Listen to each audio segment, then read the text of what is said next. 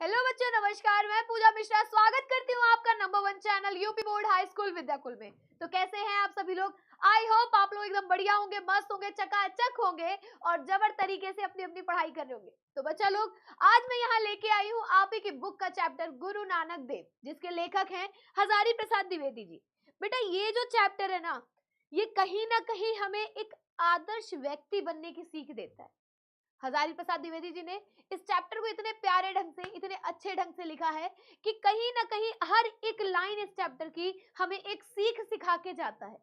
तो जितने बच्चे जुड़े हैं जल्दी जल्दी सेशन को शेयर कर दे और बेटा अपने सभी दोस्तों को बुला लाए, और जो नए बच्चे जुड़े हैं चैनल को सब्सक्राइब कर लें, बेल आइकन जरूर दबा लें ताकि सारी नोटिफिकेशंस आपके पास पहुंचती रहे। और इस चैप्टर में हम लोग सारी चीजें क्लियर करने वाले हैं। लेखक का जीवन परिचय, साथ ही साथ पाठ की व्याख्या और प्रश्न उत्तर भी, सारे प्रश्न उत्तर भी हम लोग यहाँ क्लियर कर लेंगे। तो बच्चों रेडी हो जाइए, शुरुआत करते हैं इस चैप्टर की। इस चैप्टर की शुरुआत में हम लोग पढ़ेंगे हजारी प्रसाद द्विवेदी जी का जीवन परिचय, फिर पढ़ेंगे कि किस प्रकार उन्होंने गुरु नानक देव जी के बारे में बताया और गुरु नानक देव जी के जीवन में ऐसी कौन कौन सी विशेषताएं हैं जिनको हम अपने जीवन में ग्रहण करके अपने जीवन को एक उच्च और आदर्श बना सकते हैं। तो शुरुआत करते हैं बेटा इस क्लास की। आइए सबसे पहले पढ़ेंगे हजारी प्रसाद द्विवेदी जी का जीवन परिचय। बच्चों, इनका जो जन्म स्थान है वो आरत का दूबे छपरा। इनका जन्म स्थान क्या है? आरत का दूबे छपरा, बलिया, उत्तर प्रदेश में हुआ था। और जन्म एवं मृत्यु की अगर बात करते हैं तो सन 1907 ईस्वी में इनका जन्म और सन 1979 ईस्वी में इनकी मृत्यु हुई थी। सन 1907 में इनका जन्म हुआ था और 1979 ईस्वी में इनकी मृत्यु हुई थी। पिता का नाम पंडित अनमोल द्विवेदी था, माता का नाम श्रीमती ज्योतिषमती था। शुक्लोत्तर युग के लेखक थे। अगर ये किस युग के लेखक माने जाते हैं तो साफ साफ आप लोग लिखेंगे शुक्लोत्तर युग के। वहीं बात करते हैं तो हिंदी साहित्य में स्थान एक सफल साहित्यकार के रूप में है। इनका जो हिंदी साहित्य में स्थान है एक सफल साहित्यकार के रूप में। बच्चों एक बात मैं बता दूं, हमेशा आप लोग कंफ्यूज रहते हैं मैम जीवन परिचय कैसे लिखे, जीवन परिचय कैसे लिखे। तो जितने ये पॉइंट्स है ना, आप इनको याद कर लोगे, आपका जीवन परिचय एकदम क्लियर हो जाएगा बिना किसी परेशानी, बिना किसी दिक्कत के। ये पॉइंट्स आपको जीवन परिचय लिखने में बहुत ही हेल्पफुल होने वाले हैं। आइए विस्तार से इनके जीवन परिचय के बारे में पढ़ते हैं। तो बेटा, आचार्य हजारी प्रसाद द्विवेदी का जन्म सन 1907 ईस्वी में बलिया जिले के आरत दुबे का छपरा नामक ग्राम में हुआ था। आरत दुबे का छपरा नामक ग्राम में हुआ था, जो कि कहाँ है? बलिया में स्थित है और बलिया उत्तर प्रदेश में है। ठीक है। इनके पिता का नाम श्री अनमोल द्विवेदी एवं माता का नाम श्रीमती ज्योतिषमती था। इनकी शिक्षा का प्रारंभ संस्कृत से हुआ। इनकी जो शिक्षा की प्रारंभिक शिक्षा हुई वो संस्कृत के द्वारा हुई। आगे इंटर की परीक्षा उत्तीर्ण करने के बाद इन्होंने काशी हिंदू विश्वविद्यालय से ज्योतिष तथा साहित्य में आचार्य की उपाधि प्राप्त की। इसके बाद इन्होंने काशी हिंदू विश्वविद्यालय, जो कि आज बनारस हिंदू यूनिवर्सिटी के नाम से फेमस है, वहां से इन्होंने ज्योतिष और किसमें? साहित्य में आचार्य की उपाधि प्राप्त की। आगे हम देखते हैं कि सन 1940 ईस्वी में हिंदी एवं संस्कृत के अध्यापक के रूप में शांति निकेतन चले गए। 1940 ईस्वी में ये कहाँ चले गए बेटा? ये शांति निकेतन चले गए। ठीक है। आगे वहां पर ये संस्कृत और हिंदी के अध्यापक बने। यही इन्हें विश्व कवि रविंद्रनाथ टैगोर का सानिध्य मिला और साहित्य सृजन की ओर अभिमुख हो गए। वहीं पर इन्हें जो विश्व कवि हमारे रविंद्रनाथ टैगोर वो मिले और उनसे प्रेरित होकर फिर ये साहित्य की ओर चल पड़े। और सन 1956 ईस्वी में काशी हिंदू विश्वविद्यालय के हिंदी विभाग में अध्यक्ष नियुक्त हुए। फिर इन्होंने 1956 ईस्वी में काशी हिंदू विश्वविद्यालय के क्या हुए? ये अध्यक्ष नियुक्त हुए हिंदी विभाग के। कुछ समय तक पंजाब विश्वविद्यालय में हिंदी विभाग अध्यक्ष के रूप में भी कार्य किया। सन 1949 ईस्वी में लखनऊ विश्वविद्यालय ने इन्हें डीलिट तथा 1957 ईस्वी में भारत सरकार ने पद्म भूषण की उपाधि विभूषित की, या फिर पद्म भूषण दिया इनको, पद्म भूषण से विभूषित किया गया। तो याद रखिएगा ये बात कि कब किया गया? सन 1957 में पद्म भूषण की उपाधि मिली इनको। ठीक है। 18 मई 1979 ईस्वी को इनका देहावसान हो गया। कब हुआ बेटा? 18 मई 1979 में फिर इनकी मृत्यु हो गई। आगे बात करते हैं अगर इनका साहित्यिक परिचय का, तो साहित्यिक परिचय में द्विवेदी जी ने बाल्यकाल से ही श्री व्योमकेश शास्त्री से कविता लिखने की कला सीखनी आरंभ कर दी थी। ये बचपन से ही कविताएं लिखने की कलाएं सीखना शुरू कर दिया था। किससे शुरू की थी? व्योमकेश शास्त्री जी से। आगे शांति निकेतन पहुंचकर इनकी प्रतिभा और अधिक निखरने लगी। कविंद्र रविंद्र का इन पर विशेष प्रभाव पड़ा। बंगला साहित्य से भी ये बहुत प्रभावित थे। ये उच्च कोटि के शोधकर्ता, निबंधकार, उपन्यासकार एवं आलोचक थे। सिद्ध साहित्य, जैन साहित्य एवं अपभ्रंश साहित्य को प्रकाश में लाकर तथा भक्ति साहित्य पर उच्च स्तरीय समीक्षात्मक ग्रंथों की रचना करके इन्होंने हिंदी साहित्य की महान सेवा की। मतलब एक हिंदी साहित्य में ना एक अलग ही लेवल बन चुका था इनका। एक उच्च कोटि के ये साहित्यकार बन चुके थे। कैसे थे? ये उच्च कोटि के साहित्यकार बन गए थे। और आगे अगर हम लोग बात करें तो वैसे तो द्विवेदी जी ने अपने अनेक विषयों पर उत्कृष्ट कोटि के निबंधों एवं नवीन शैली पर आधारित उपन्यासों की रचना की है। इन्होंने ज्यादातर निबंध लिखे, वो भी उच्च कोटि के, उत्कृष्ट कोटि के लिखे। और क्या लिखे बेटा? उपन्यास लिखे।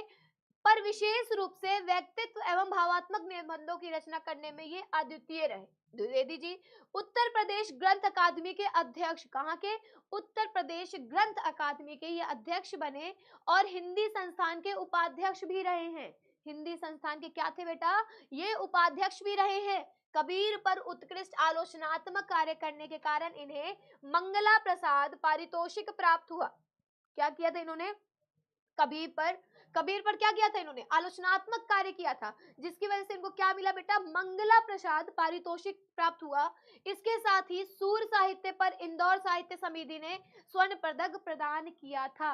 ये था बेटा इनका साहित्य परिचय। अब बात करते हैं अगर कृतियों की, तो द्विवेदी जी की प्रमुख कृतियां कुछ इस प्रकार है। निबंध में इनके विचार और वितर्क, कल्पना, अशोक के फूल, कुटज, साहित्य के साथी, कल्पलता, विचार प्रवाह और आलोक पर्व आदि, ये सारे इनके क्या है बेटा?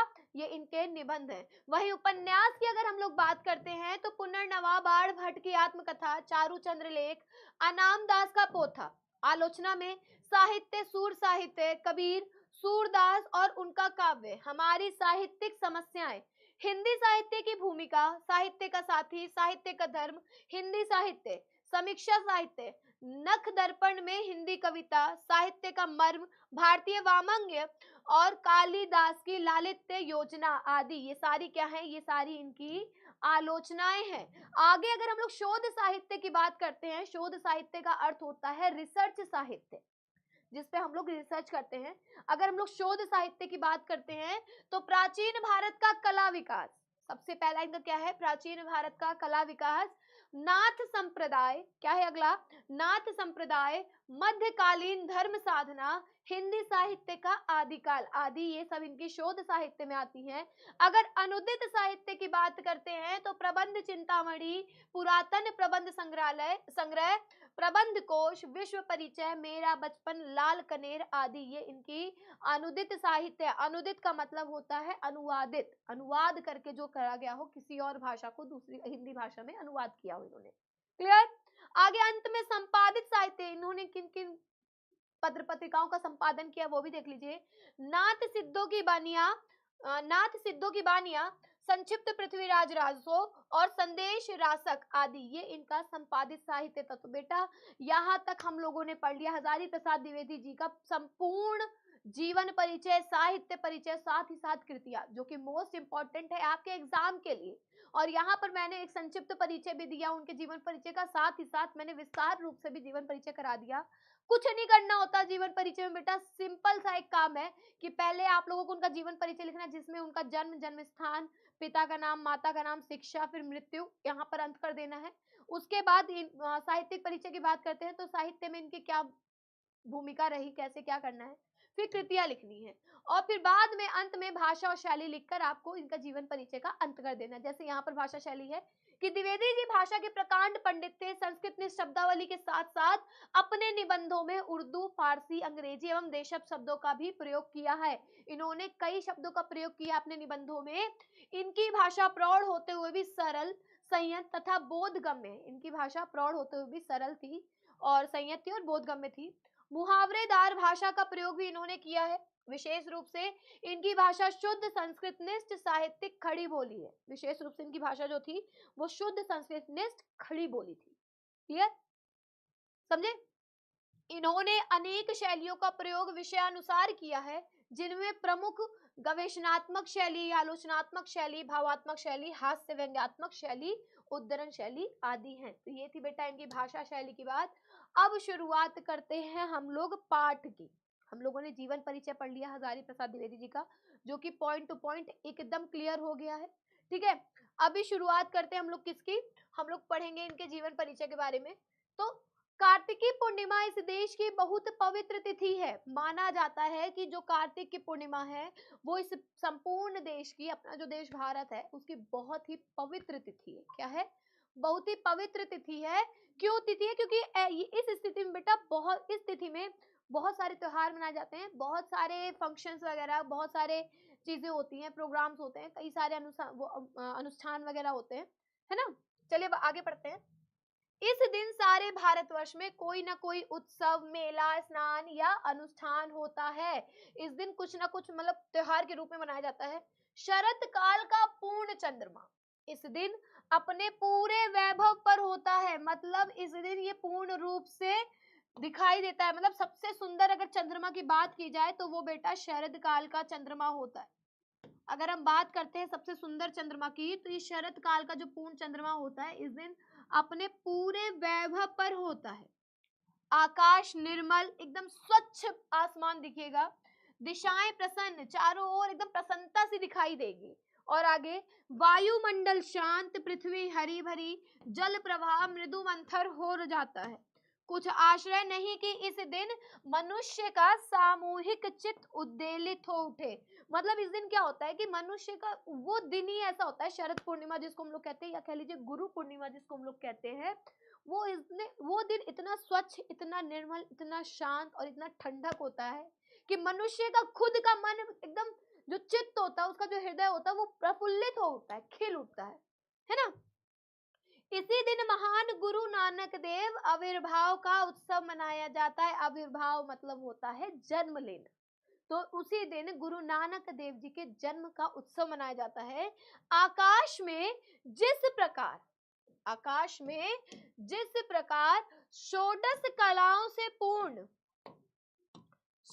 कला से पूर्ण चंद्रमा अपनी कोमल स्निग्ध किरणों से प्रकाशित होता है, अर्थात उस दिन जिस तरह चंद्रमा अपनी 16 कलाओं से पूर्ण, ऐसे बोल दिया जाता है ना, बढ़ा चढ़ा के बातों को बोलना, तो इसमें बोला गया है कि जिस प्रकार आकाश में चंद्रमा 16 कलाओं से पूर्ण एक अलग रूप में, एक स्निग्ध मतलब स्नेह से पूर्ण, स्नेह से प्रकाशित होता है, उसी प्रकार मानव चित्त में भी किसी उज्जवल प्रसन्न ज्योति पुंज का आविर्भाव होना स्वाभाविक है। और उसी प्रकार क्या होता है, मानव के मन में भी एक प्रसन्नता का दीप जलता है।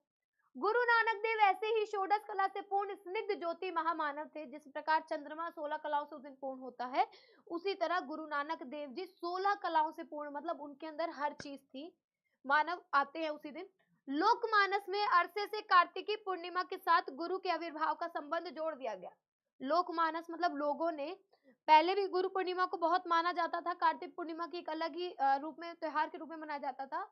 और जब वहां पर गुरु नानक देव जी का जन्म हो गया तो उसके साथ उसको भी जोड़ दिया गया और एक नया त्योहार बनाया जाने लगा। ठीक है, गुरु किसी एक ही दिन को पार्थिव शरीर में आविर्भूत हुए होंगे, पर भक्तों के चित्त में वे प्रतिशंड प्रकट हो सकते हैं। कहा जाता है कि गुरु सिर्फ एक ही दिन आए थे, लेकिन अगर भक्तों के मन में वो जब आ जाए तभी उनका आविर्भाव हुआ। ठीक है, आगे पार्थिव रूप को महत्व दिया जाता है, परंतु प्रतिशत आविर्भूत होने को आध्यात्मिक दृष्टि से अधिक महत्व मिलना चाहिए। पार्थिव रूप में तो अगर उन्होंने जन्म लिया है तो उसको तो बहुत बड़ा महत्व दिया जाता है, लेकिन जब किसी भक्त के मन में, किसी व्यक्ति के मन में जब गुरु उत्पन्न होते हैं, उनके मन में गुरु के लिए विचार आता है, तो उसका आध्यात्मिक रूप में एक अलग ही महत्व होना चाहिए, एक ज्यादा महत्व मिलना चाहिए। इतिहास के पंडित गुरु के पार्थिव शरीर के आविर्भाव के विषय में वाद विवाद करते रहे। इस देश का सामूहिक मानव चित्त उतना महत्व नहीं देता। इतिहास के पंडित जो थे वो गुरु के जन्म को लेकर बहुत वाद विवाद किए, लेकिन लोगों के मन में तो बैठ चुका है ना कि गुरु नानक देव जी का जन्म पूर्णिमा के दिन हुआ है, तो उनका मानना वही है। उनको इस बात से कोई फर्क नहीं पड़ता, चाहे तुम लड़ो चाहे कुछ भी करो। हमारे गुरु तब जब जन्म लिए वो उतना मानते हैं। गुरु जिस किसी भी शुभ क्षण में चित्त में आविर्भूत हो जाए वही क्षण उत्सव का है। उनका मानना है कि गुरु जिस समय हमारे हृदय में आ जाए उसी समय वो उत्सव का समय हो जाता है। वही क्षण उल्लसित कर देने के लिए पर्याप्त है, वही क्षण हमें खुश कर देने के लिए काफी है। नवो नवो भवसी जायमान गुरु तुम प्रतिशन्न चित्त भूमि में हो आविर्भूत होकर नित्य नवीन हो रहे हो। यहाँ एक लाइन लिखी है, नवो नवो भवसी जायमान गुरु। तो यहाँ इसका अर्थ क्या होगा कि तुम प्रतिशन्न चित्त भूमि में आविर्भूत होकर नित्य नवीन हो रहे हो। मतलब तुम जब जब हमारे हृदय में उत्पन्न होते हो तब तब तुम्हारा एक नया जन्म होता, तब तुम नए रूप में हमारे सामने आते हो। हजारों वर्षों से शरत काल की यह सर्वाधिक प्रसन्न तिथि प्रभामंडित पूर्ण चंद्र के साथ उतनी ही मीठी ज्योति के धनी महामानव का स्मरण कराती रही है। इस चंद्रमा के साथ महामानवों का संबंध जोड़ने में इस देश का सम्मिष्ट चित्त आह्लाद अनुभव करता है। कहा जाता है कि इसी तिथि में, ये तिथि हमेशा से महान लोगों के जन्म के लिए कह सकते हो नामी हुई है, फेमस हो रखी है, कह सकते हैं इसी तिथि में बहुत महान महान लोगों का जन्म हुआ है। और हमारी जो भारत भूमि है उसमें से बहुत महान लोगों का जन्म हुआ है। जैसे हम रामचंद्र, कृष्णचंद्र आदि कहकर इसी आह्लाद को प्रकट करते हैं। गुरु नानक देव के साथ इस पूर्ण चंद्र का संबंध जोड़ना भारतीय जनता के मानस के अनुकूल है। आज वह अपना आहत प्रकट करती है, आहत मतलब अपना प्रेम प्रकट करती है, या अपना जो भी कर सकते हैं कि प्रेम स्नेह प्रकट करना। गुरु नानक देव का आविर्भाव आज से लगभग 500 वर्ष पूर्व हुआ। कब हुआ था बेटा? गुरु नानक देव जी का जन्म आज से लगभग 500 वर्ष पूर्व हुआ। भारतवर्ष की मिट्टी में युग के अनुरूप महापुरुषों को जन्म देने का अद्भुत गुण है। ये देखिए वही बात आई ना कि भारतवर्ष को कहा जाता है कि इस मिट्टी में महापुरुषों को जन्म देने का एक अलग ही कह सकते गुण है। ठीक है,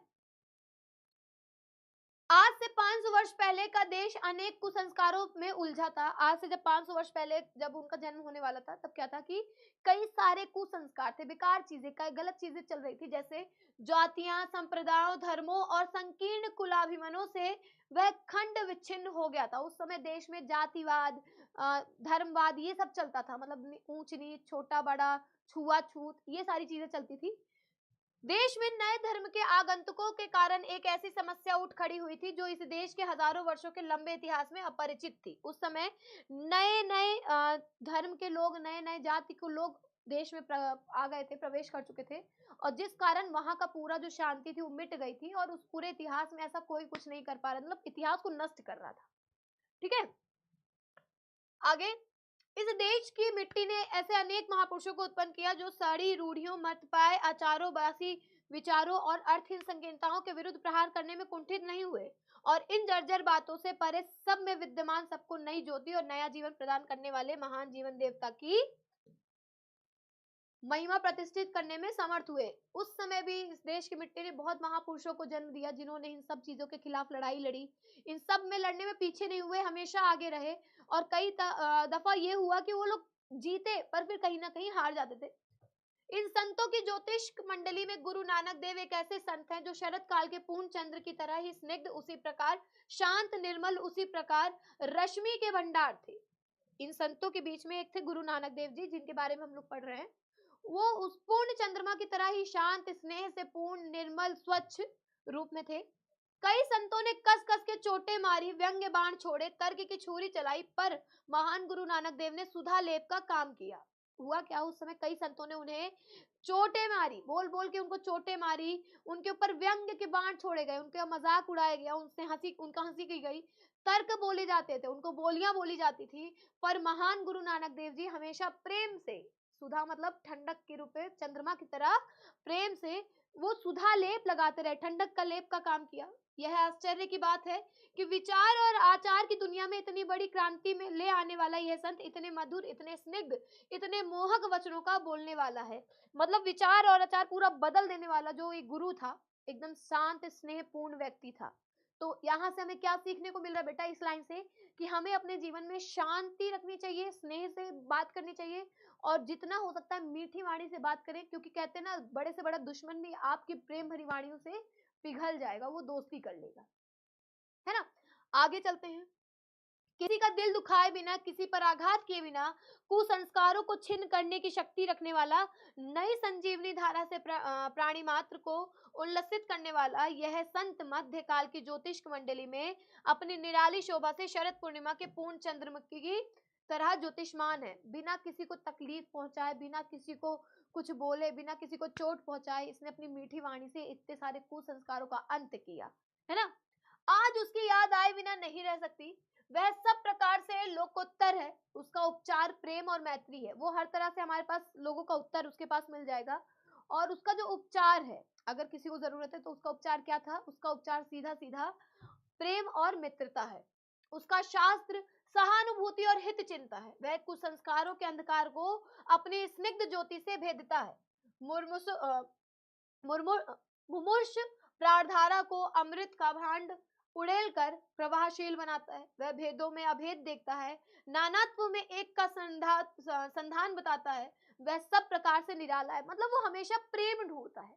लोगों को बदलने के बजाय उनके अंदर की कमी को निकालना चाहता है। लोगों को नहीं कहेगा, इंसान को मत सजा दो, सजा उसको दो जो उसके अंदर की कमी है, उसको निकाल के फेंक दो, है ना। इस कार्तिक पूर्णिमा को अनायास उसके चरणों में नत हो जाने की इच्छा होती है। गुरु नानक ने प्रेम का संदेश दिया है। उनका कथन था कि ईश्वर नाम के सम्मुख जाति और कुल के बंधन निरर्थक है, क्योंकि मनुष्य जीवन का जो चरम प्राप्तव्य है वह स्वयं प्रेम रूप है। उसका कहना था कि ईश्वर के आगे ना कोई जाति है ना धर्म है। जो सबसे बड़ा हमारे मन में भगवान होना चाहिए वो प्रेम होना चाहिए। प्रेम ही उसका स्वभाव है, प्रेम ही उसका साधन है। अरे ओ मुग्ध मनुष्य, सच्ची प्रीति से ही तेरा मान अभिमान नष्ट होगा, तेरी छोटाई की सीमा समाप्त होगी, परम मंगलमय शिव तुझे प्राप्त होगा। क्या कहते थे? कि तू प्रेम कर, तू जाति धर्म फालतू के विवादों में ना पड़ के प्रेम की ओर चल, उसी से तेरा कल्याण होगा, उसी से तेरा सब कष्ट दूर होगा और तुझे वो शिव प्राप्त होगा, है ना। उसी सच्चे प्रेम की साधना तेरे जीवन का परम लक्ष्य है। ब्राहा आडंबरों को तू धर्म समझ रहा है, जो बाहरी आडंबर है तू उसको धर्म समझ रहा है, उससे दूर रह। मूल संस्कारों को तू आस्था मानता है। नहीं प्यारे, यह सब धर्म नहीं है। धर्म तो स्वयं रूप होकर भगवान के रूप में तेरे भीतर विराजमान है। उसी अगम अगोचर प्रभु की शरण पकड़। क्या पड़ा है इन छोटे अहंकारों में? ये उनकी वाणी थी कि अहंकार वगैरह नहीं करना, ये मुक्ति के नहीं बंधन के हेतु हैं। उनका मत था कि विश्व का परित्याग कर संन्यास लेना ईश्वर की दृष्टि में आवश्यक नहीं है। उसके लिए तो धार्मिक संन्यास तथा भक्त व गृहस्थ सभी समान है। उनका मानना यह था कि भक्ति ये नहीं कि तुम घर को त्याग दो, संन्यास ले लो तो तुम्हारे लिए भक्ति हो जाएगी। उनका मानना ये नहीं था। उनका ये मानना था कि तू गृहस्थ जीवन में भी है, तू बिजी है, तू परेशान है, तू अपने घर में, तू घर गृहस्थी वाला है या तू पूजा पाठ करने वाला है, तू सब कोई से भी रूप में हो, अगर तूने भगवान को प्रेम से माना, उनके चित्त में प्रेम से उतरे, अपने मन में प्रेम ले आया, सबको प्रेम की दृष्टि में देखा, तो तेरा उपकार हो रखा है, तू भगवान की दृष्टि में चढ़ा हुआ। अब तुम आडंबर कर रहे हो कि हाँ हमने संन्यास ले लिया और दुनिया की मतलब बकैती करते हो, वो झूठ बोलना, चोरी करना, झूठ बोल के अनाज लेना, ये सब नहीं होता। उनका मानना प्रेम रखो मन में, ठीक है। उन्होंने मृत्यु पर्यंत हिंदू मुसलमानों के तीव्र मतभेदों को दूर करने की सफल चेष्टा की। मृत्यु के पहले उन्होंने कोशिश की कि हिंदू मुसलमानों के बीच में जो मतभेद चल रहा है उसको दूर कर सके। इनके शिष्यों में हिंदू व मुसलमान दोनों ही थे। इनके अनुयायी बाद में सिख कहलाए और उन्होंने उनके सिद्धांतों को ग्रंथ साहब में संग्रहित किया। उसके बाद जो हिंदू मुसलमान दोनों ही इनके शिष्य थे और वो लोग फिर अपना बदल कर क्या बन गए? सिख बन गए। ना वो हिंदू रहे ना मुस्लिम रहे, वो सिख बन गए। और उनके जितने भी विचार थे, उनके जितने भी प्रवचन थे, उनको एक ग्रंथ में लिखा, जो कि क्या कही बेटा? उनको कहते हैं गुरु ग्रंथ साहिब, ठीक है। ग्रंथ साहब में संग्रहित किया। धन्य हो हे अगम अगोचर अलख अपार देव, तुम ही मेरी चिंता करो, जहां तक देखता हूं वहां तक, जल में थल में पृथ्वी में सर्वत्र तुम्हारी ही लीला व्याप्त है। घट घट में तुम्हारी ज्योति उद्भाषित हो रही है। ये बात उन्होंने बोली थी कि अगम अगोचर अलख अपारा चिंता करहु हमारी, जली थली माही अली भरीपूरी, ला घट घट ज्योति तुम्हारी। मतलब कहते थे, वो ईश्वर की प्रार्थना करते थे कि मेरे ऊपर कृपा करो हे अगम अगोचर अलख अपार देव। उन्होंने इतनी उपाधि दे दी कि तुम अलख हो, जिसको देख नहीं सकते, तुम अपारी हो, ठीक है, अपार हो, तुम ही मेरी चिंता करो, तुम मेरी चिंता करो। तो ये पूरी लाइन थी। आगे क्या बोलते हैं कि अद्भुत है कि गुरु की वाणी की सहज वेदक शक्ति, कहीं कोई आडंबर नहीं, कोई बनाव नहीं, सहज हृदय से निकली हुई, सहज प्रभावित करने की अपार शक्ति। सहज जीवन बड़ी कठिन साधना है, मतलब उनकी जो भाषा थी बहुत सिंपल थी, बहुत मृदु भाषिणी, बहुत सरल, बहुत सहज थी, कहीं भी कोई बनावटी चीज नहीं थी। सहज भाषा बड़ी बलवती आस्था है, सीधी लकीर खींचना टेढ़ा काम है। गुरु का आडंबर सहज धर्म ऐसे ही सहज वाणी से प्रचारित हो सकता था। कितनी अद्भुत निर्भिमानी शैली, कहीं भी पांडित्य का दुर्धर बोझ नहीं, और फिर भी पंडितों को आंदोलित करने वाली यह वाणी धन्य। फिर उन्होंने एक वाणी लिखी थी कि कोई पढ़ता सहस कीर्ता, कोई पढ़े पुराना, कोई नामू जपै जपमाली, लागे तीस ध्याना। अब ही कभी किछु न जाना, तेरो एको नाम पहचाना, न जाना हरे मेरी कमर गति, हम मूरख अज्ञान शरण प्रभु तेरी, कोई कृपा रखो मेरी लाजपति। ये उनकी वाणी है कि मतलब सब ईश्वर है और वो सिर्फ प्रेम है, प्रेम से ही हम अपने ईश्वर को मान सकते हैं। ठीक है, ऐसी मीठी निरहंकारी सीधी वाणी से गुरु ने भटकती जनता को उसका लक्ष्य बताया। आज विद्वान चकित है, पंडित अचरज में है कि कितनी बड़ी ताकत और कैसा निरीह रूप। कालिदास ने ठीक ही कहा था कि ध्रुवम वपु कांचनम पद्रिन निर्मितम, मृदु प्रकृत्या च ससारमेव च। जो रूप से स्वर्ण कमल के धर्म वाला होता है वह निश्चय ही स्वभाव से मृदु होता है। ठीक है, किंतु सारवान भी होता है। गुरु नानक देव ऐसे ही कांचन पद्मधर्मी महामानव थे, मृदु प्रकृत्या च ससारमेव च। ठीक है, आगे अंत में क्या बोलते हैं, अंत में किसी लकीर को मिटाए बिना छोटी बना देने का उपाय बड़ी लकीर खींच देना। उनका एक ये विचार बहुत अच्छा था कि यदि तुम्हारे सामने कोई एक लकीर है और तुम्हें कोई कहे कि इसको आपको बड़ी बनाना है या इसको छोटी बनाना है, तो किसी लकीर को मिटाए बिना छोटी बना देने का उपाय, मतलब उस लकीर को छोटा बनाना क्या था कि उसके साथ एक लंबी लकीर खींच दे, एक बड़ी लकीर खींच देना। शूद्र अहमिकाओं और अर्थहीन संकीर्णताओं की शुद्धता सिद्ध करने के लिए तर्क और शास्त्रार्थ का मार्ग कदाचित ठीक नहीं। सही उपाय है कि बड़े सत्य को प्रत्यक्ष कर देना। उनका मानना था कि किन्हीं लोगों से, छोटी छोटी जो छोटे लोग होते हैं उन लोगों से फालतू की बहस करना, तर्क वितर्क करना कोई मतलब नहीं है। आप उनके सामने सत्य को प्रत्यक्ष रूप में लाकर रख दे, एकदम सत्यता सामने प्रकट कर दे। गुरु नानक ने यही किया। उन्होंने जनता को बड़े से बड़े सत्य का सम्मुखीन कर दिया। हजारों दिए उस महाज्योति के सामने स्वयं फीके पड़ गए। कितने भी दिए थे उनके सामने फीके पड़ गए, क्योंकि उन्होंने लोगों के सामने सत्यता लाके रखा। भगवान जब अनुग्रह करते हैं तो अपनी दिव्य ज्योति ऐसे महान संतों में उतार देते हैं। एक बार जब यह ज्योति मानव देह को आश्रय करके उतरती है तो चुपचाप नहीं बैठती, वह क्रियात्मक होती है और नीचे गिरे हुए अभाजन लोगों को वह प्रभावित करती है, ऊपर उठाती है। कहते हैं ना कि भगवान जब अपना रूप या अपनी ज्योति किसी व्यक्ति के अंदर डालती है तो वो व्यक्ति फिर शांत नहीं बैठता, फिर वो व्यक्ति उठता है और लोगों के उपकार में, लोगों के दुख दूर करने में ही लग जाता है, वो शांत बैठने वाला नहीं होता। वह उतरती है और ऊपर उठती है। इसे पुराने परिभाषिक शब्दों में कहें तो कुछ इस प्रकार होगा कि एक और उसका अवतार होता है तो दूसरी ओर औरों का उद्धार होता है। कहते ना कि अगर एक और उसने अवतार ले लिया तो अब लोगों का उद्धार होना शुरू हो गया। आगे, अवतार और उद्धार की यह लीला भगवान के प्रेम का सक्रिय रूप है, जिसे पुराने भक्तजन अनुग्रह कहते हैं। आज से लगभग 500 वर्ष से पहले परम प्रयाण हरि का यह अनुग्रह सक्रिय हुआ था, वह आज भी क्रियाशील है। आज कदाचित गुरु की वाणी की सबसे अधिक तीव्र आवश्यकता अनुभूत हो रही है। महागुरु नई आशा, नई उमंग, नए उल्लास की आशा में आज इस देश की जनता तुम्हारे चरणों में प्रणति निवेदन कर रही है। अब ये क्या कहते हैं कि मतलब गुरु पूर्णिमा के उसमें कहते हैं कि आज तुम्हारी जरूरत है, आज तुम्हारी वाणियों की जरूरत महसूस हो रही है। आज का जो समय है, लोगों का जो व्यवहार है, ये लगता है कि आज तुम्हारी ज्यादा जरूरत है, इन वाणियों का शायद आज लोगों के लिए ज्यादा महत्वपूर्ण है। तो क्या कहते हैं कि महागुरु नई आशा, नई उमंग, नए उल्लास की आशा में आज इस देश की जनता तुम्हारे चरणों में प्रणति निवेदन कर रही है। आशा की ज्योति विकीर्ण करो, मैत्री और प्रीति का स्निग्ध धारा से आप्लावित करो। हम उलझ गए हैं, भटक गए हैं, पर कृतज्ञता अब भी हम में रह गई है। आज भी हम तुम्हारी अमृतोपम वाणी को भूल नहीं गए हैं। कृतज्ञ भारत का प्रणाम अंगीकार करो। अंत में कहते हैं कि हम भटक गए हैं, भूल गए, लेकिन तुम्हारी वाणी अब भूलेंगे नहीं, हम उसी के रास्ते पे चलेंगे और इस पूरे भारतवर्ष का प्रणाम अपने चरणों में स्वीकार करो। ये था बेटा पूरा चैप्टर आपका, है ना। गुरु नानक देव जी का ये पूरा चैप्टर यहाँ पर पूरा क्लियर हो गया, जीवन परिचय क्लियर हो गया पूरा चैप्टर। अब आइए हम चलते हैं प्रश्नोत्तर की ओर, और प्रश्नोत्तर मैं आपको दिखाते चलूंगी। क्यों? क्योंकि प्रश्नोत्तर कहीं और से नहीं, आपके रेखांकित अंश के ही आएंगे, और रेखांकित अंश कहाँ से लिया गया है? आपके चैप्टर्स के बीच से ही लिया गया है ना। तो शुरुआत करते हैं बेटा प्रश्नोत्तर की। तो पहला प्रश्न आप लोग के सामने है कि आकाश में जिस प्रकार षोडश कला से पूर्ण चंद्रमा, ये आपकी बुक का है, और इसमें रेखांकित अंश दिख रहा होगा यहाँ से कि गुरु नानक देव ऐसे ही षोडश कला से पूर्ण स्निग्ध ज्योति महामानव थे। लोकमानस में अरसे से कीर्तिकी कार्तिकी पूर्णिमा के साथ गुरु के आविर्भाव का संबंध जोड़ दिया गया है।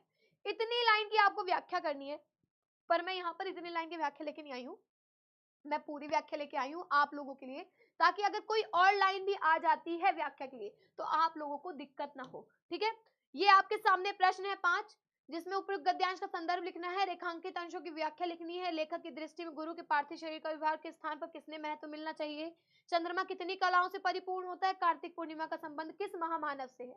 ये प्रश्न है, और इसके आगे आप लोगों के सामने ये उत्तर है। सबसे पहले आप लोग संदर्भ लिखेंगे कि प्रस्तुत गद्यांश हमारी पाठ्य पुस्तक में संकलित गुरु नानक देवक नामक पाठ से लिया गया, जिसके लेखक हजारी प्रसाद द्विवेदी जी है। संदर्भ एकदम आसान है, मैं कई बार बता चुकी हूँ, एकदम इजी वे में लिखना है। वहीं आगे हम लोग व्याख्या करेंगे जो कि आपकी रेखांकित है। आप लोग एग्जाम में रेखांकित अंश की ही व्याख्या करेंगे, मैं यहाँ पर पूरा लेके आई हूँ, बट आप लोगों को उसको पूर्ण नहीं करना, आपको सिर्फ और सिर्फ रेखांकित अंश में उसकी व्याख्या करनी है। ठीक है, आगे बात करते हैं बेटा, ये आपका पहला प्रश्न और उसका उत्तर। फिर करते हैं लेखक की दृष्टि में गुरु पार्थिव शरीर अवराह के स्थान पर उनके आध्यात्मिकता को महत्व मिलना चाहिए। आगे, चंद्रमा षोडश कलाओं से परिपूर्ण है, और कार्तिकी पूर्णिमा का संबंध महामानव गुरु नानक देव से है।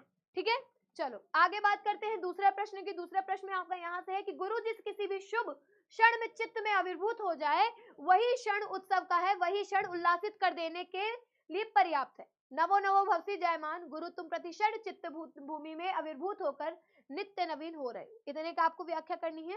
प्रश्न आप लोग के सामने है, और उसके बाद यहाँ से मैंने आप लोगों को उत्तर बता दिया है, संदर्भ लिखना है, व्याख्या लिखनी है।